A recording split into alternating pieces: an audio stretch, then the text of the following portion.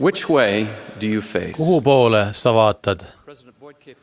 Juhataja Boyd K. Packer üllatas mind selle kimbatust tekitava küsimusega, kui olime kord koos reisil minu esimesel lähetusel vast see 70-na. Kuna ta küsimuse konteksti lähemalt ei selgitanud, sattusin hämmingusse. 70 jätkas ta ei esinda prohveti ees rahvast, vaid rahvale prohvetit. Ära kunagi unusta, kummale poole vaadata. See oli vägev õppetund. Püüdes olla meelepärane ennekõike teistele ja alles siis Jumalale, vahetatakse omavahel ära kaks suurt käsku. Sedasi unustame, kummale poole vaadata. Ometi oleme kõik selles eksinud, kuna oleme kartnud teisi inimesi. Issand hoiatab meid Jesaja raamatus. Ärge kartke inimeste laimu. Lehi unenäos tekitas seda hirmu suure ja ruumika hoone, asukate pilkav näpuga näitamine, mis pani paljud unustama, kummale poole nad peaksid vaatama ja häbiga puu juurest lahkuma. Seda laadi sotsiaalse survega püütakse muuta meie suhtumist või ka käitumist, pannes meid tundma süüd kellegi tunnete riivamise pärast.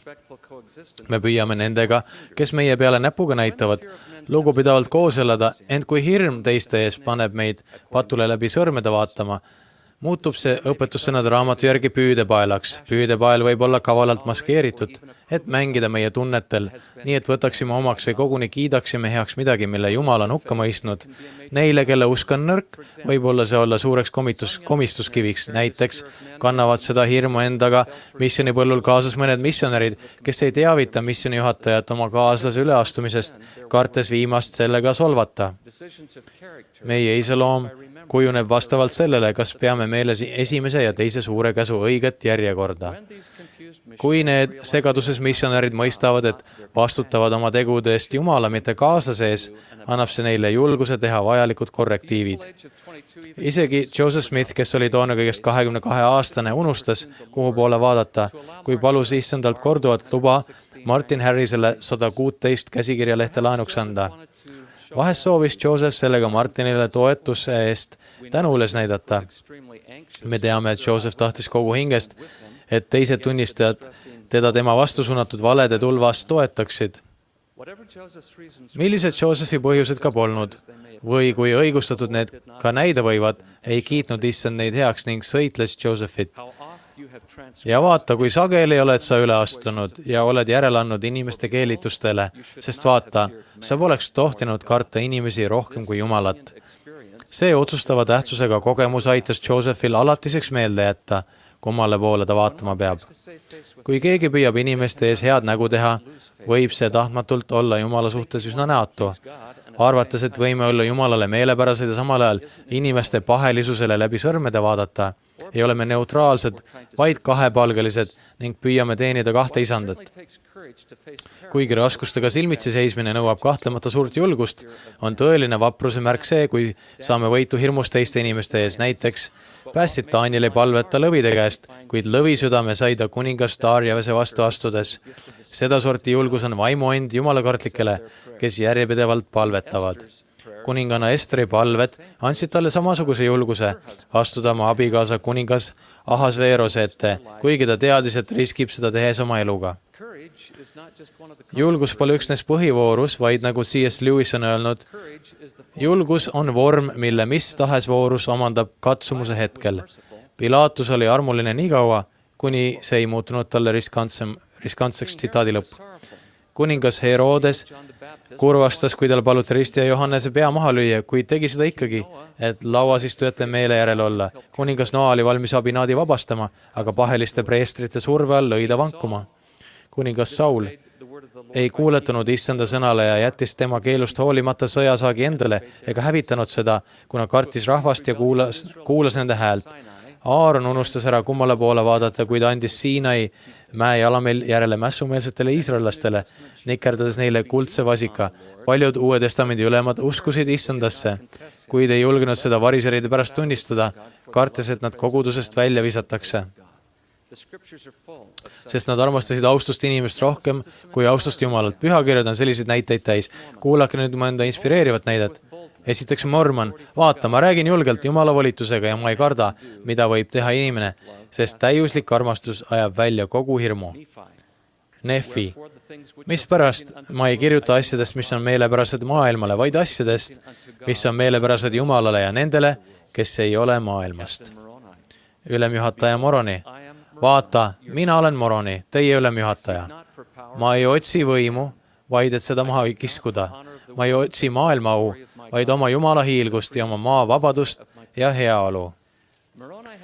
Moroni vaprus selles, kuhu poole vaadata, oli nii suur, et tema kohta on öeldud, kui kõik inimesed oleksid olnud ja oleksid ja alati saaksid olema nagu Moroni, vaata, põrguväed ise oleksid igavesti kõigutatud. Jah, kuradil ei oleks mitte kunagi võimu inimlaste südamete üle. Prohvetid on pidanud aegade algusest peale pilkeid taluma. Miks? Pühakirjade kohaselt on see sellepärast, et süüdlased peavad tõde karmiks, sest see lõikab neile otse südamesse. Või nagu president Harold B. Lee täheldas, pihta saanud lind hakkab tiibadega vehkima. Nende halvakspanu on tegelikult püüd ennast rahustada. Seda tegi ka Korihor, kes lõpuks tunnistas, ma olen alati teadnud, et Jumal on olemas. Korihori pettus oli nii veenev, et ta hakkas seda lõpuks isegi uskuma. Pilkajad süüdistavad prohveteid sageli selles, et nad ei ela 21. sajandil või et nad on kitsarinnalised. Nad püüavad kirikut ümber veenda või koguni survestada, et see Jumala standardeid nende ebasündse käitumise tasemele alandaks. Vanem Neil A. Maxwell on öelnud, et see toob kaasa enesega rahulolu, kuid mitte enesearengut ega meeleparandust. Issanda käitumisnormide alandamine ühiskonna ebasündse käitumise tasemele on usust taganemine. 2 sajandit pärast Issanda külastust hakkasid paljud nefilaste kirikud õpetusi nüristama, nagu nimetas seda vanem Holland. Kuulake üht salmi 4. Nefi raamatust ning pange tähele sarnasusi tänapäevaga. Ja sündis, et kui oli möödunud 210 aastat, oli maal palju kirikuid. Jah, palju kirikuid, kes väitsid, et nad tunnevad Kristust ja siiski nad salgasid suurem osa tema evangeeliumist, nii et nad lubasid kõiksugu pahelisust ja andsid seda, mis on püha sellele, kellele see oli väärituse pärast keelatud.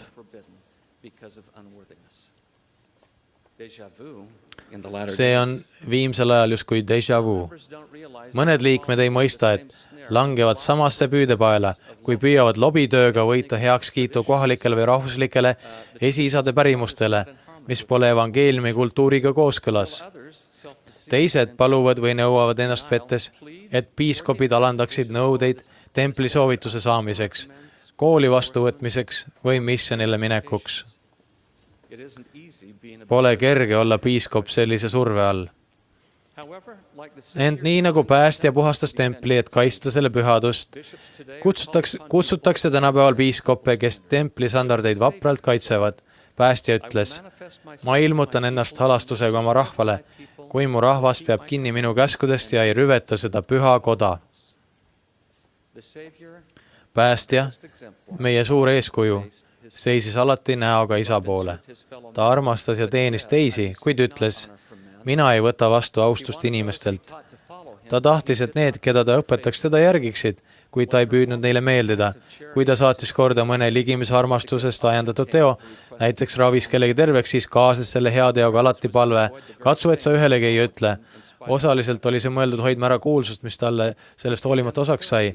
Ta mõistis hukka variserid, kes tegid head ainult selleks, et teised seda näeksid. Päästja kui ainus täiuslik isik, kes kunagi elanud, oli kõige kartmatum. Ta kohtas oma elu jooksul hulganisti näpuga näitajaid, kuid ei andnud nende süüdistustele kunagi järele. Tema on ainus, kes iial ei unustanud, kuhu poole vaadata. Tsitaat, ma teen ikka, mis on isa meelt mööda. Ja mina ei nõua oma tahtmist, vaid isa tahtmist, kes mind on läkitanud. 3. Nefi raamatu 11. peatükist 28. peatükini kasutab päästja tiitlit isa vähemalt 163 korda, tehes nefilastele väga selgeks, et tema ülesanne oli esindada oma isa. Ja Johannese raamatu 14. peatükist 17. peatükini viitab päästja isale vähemalt 50 korral. Ta oli igal moel oma isa täiuslik jünger.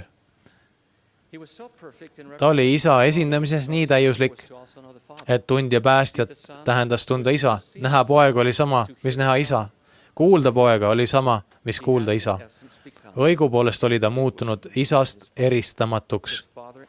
Tema ja ta isa olid üks. Ta teadis ilmeksimatult, kuhu poole vaadata. Tuvetagu meid tema inspireeriv eeskuju, et võiksime seista vastu nii väljast tulevatele meelitustele kui ka enesepettusele. Andku see meile julgust, et me kunagi ei lömitaks heidutajate ees ega pelgaks neid. Innustagu see meid minema ja tegema head nii anonüümselt kui võimalik ning mitte taotlema austust inimestelt. Aidaku tema võrreldamatu eeskuju meil alati meeles pidada, kumb kahest käsust on suur ja esimene käsk. Kuigi mõned võivad Jumala käske trotsides heakskiitu nõuda, pidagem alati meeles, kelle jüngrid me oleme ja kuhu poole me vaatama peame.